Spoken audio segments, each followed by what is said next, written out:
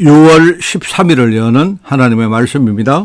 오늘 읽을 본문 말씀은 로마서 1장 13절부터 17절까지 말씀, 제가 가진 성경으로 신약성경 239쪽의 말씀이 나옵니다. 로마서 1장 13절에서 17절 말씀을 제가 봉독을 합니다. 형제들아, 내가 여러 번 너희에게 가고자 한 것을 너희가 모르기를 원하지 아니하노니 이는 너희 중에서도 다른 이방인 중에서와 같이 열매를 맺게 하려 함이로되 지금까지 길이 막혔도다. 헬라인이나 야만인이나 지혜 있는 자나 어리석은 자에게 다 내가 빚진 자라. 그러므로 나는 할 수 있는 대로 로마에 있는 너희에게도 복음 전하기를 원하노라. 내가 복음을 부끄러워하지 아니하노니 이 복음은 모든 믿는 자에게 구원을 주시는 하나님의 능력이 됨이라. 먼저는 유대인에게요 그리고 헬라인에게로다. 복음에는 하나님의 의가 나타나서 믿음으로 믿음에 이르게 하나니 기록된 바 오직 의인은 믿음으로 말미암아 살리라 함과 같으니라. 아멘. 자, 오늘 제목은 로마서 1장의 말씀을 가지고 제목이 하나님의 의의 계시로서의 복음이라는 그런 제목입니다.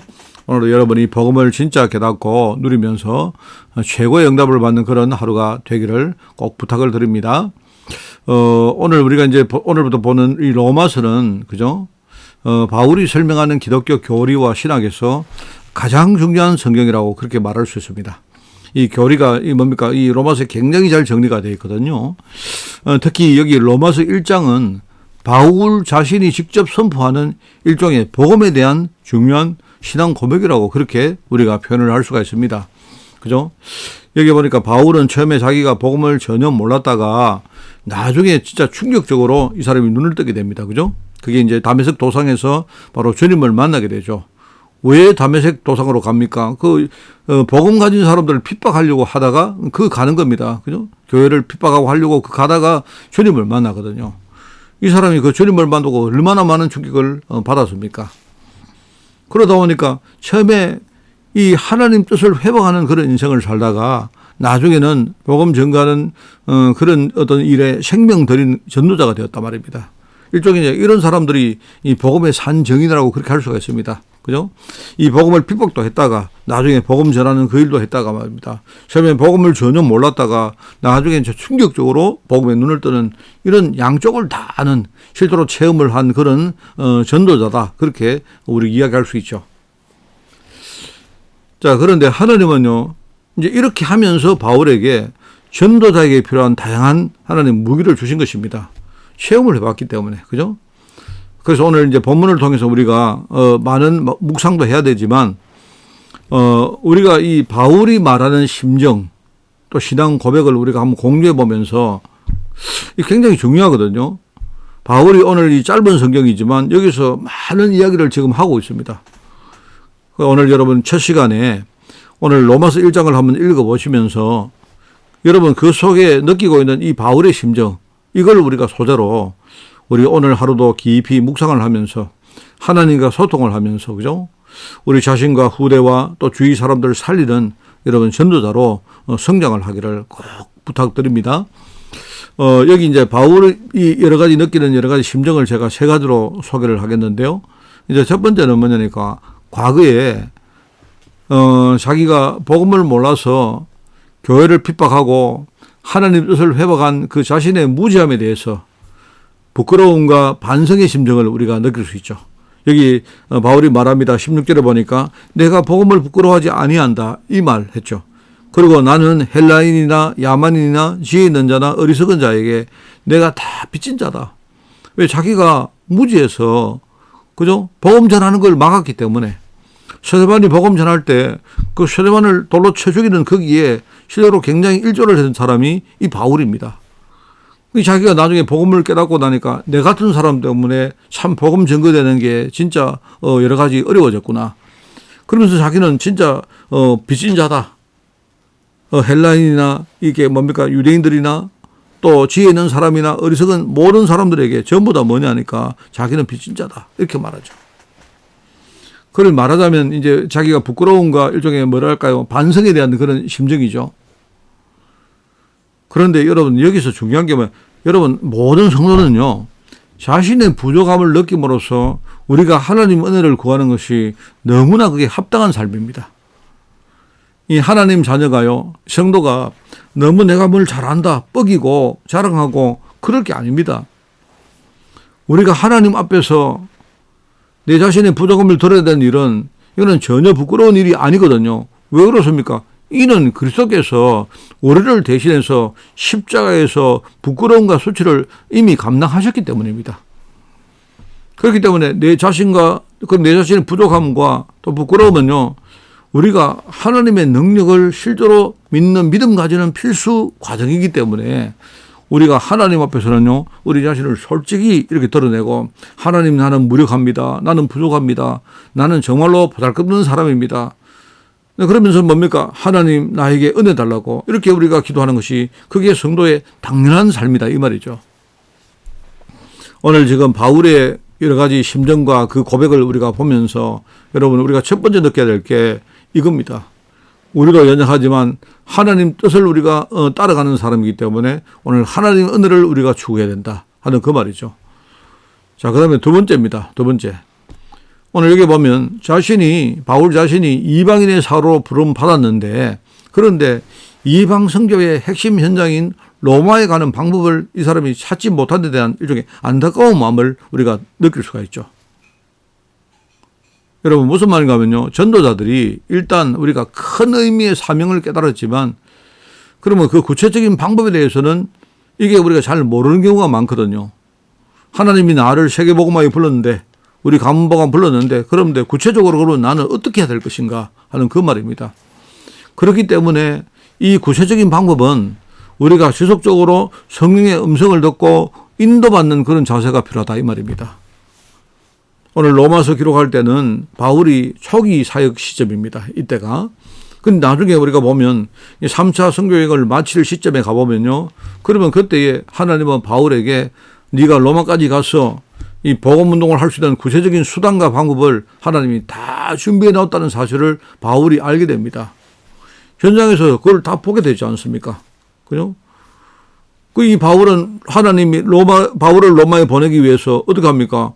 예루살렘에 가서 체포되었고, 감옥에 들어가게 되었고, 또 심지어 뭡니까? 로마로 압송되는 과정에서 심지어 하나님이 풍랑까지도 활용하십니다. 그러니까 이 사실을 알고 있었던 바울은 이미 뭡니까? 성경 인도 받아서 여기까지 왔기 때문에 만약에 죽는 어떤 죽음의 위기가 와도 전혀 흔들리지 않는 거죠. 이제는 처음에는 뭡니까? 자기가 이방 선교의 어떤 뭡니까? 사도로 부름받은 어떤 큰 그림을 자기가 알았지만 이제 구체적으로 내가 뭘 해야 될지를 몰랐단 말입니다. 그렇지만 나중에는 알았잖아요. 그렇기 때문에 성경 인도받는 이 바울의 인생은 처음에는 아주 모호했던 인생인데 나중에 아주 분명한 인생으로 바뀐 것입니다. 오늘 여기 나오지 않습니까? 13절에 보니까 형제들아 내가 여러 번 너에게 가고자, 이게 뭡니까? 로마에 있는 성도들에게 말하거든요.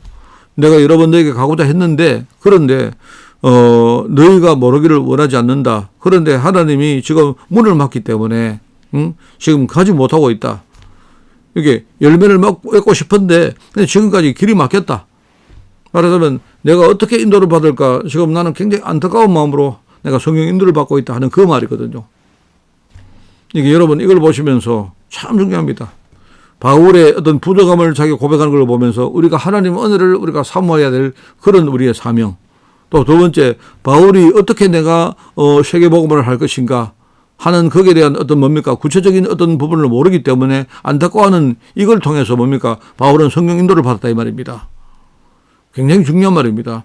자, 그러면서 이제 마지막으로 이 모든 능력이 되는 복음을 자기가 믿고 하나님께서는 이 믿음 가진 자를 통해서 역사하심에 대한 아주 강한 확신과 이 기대감이 아주 뭡니까? 기대감 때문에 설레는 그런 중심을 우리가 여기에 16장 17절에 우리가 16절 17절에 볼 수가 아니십니까?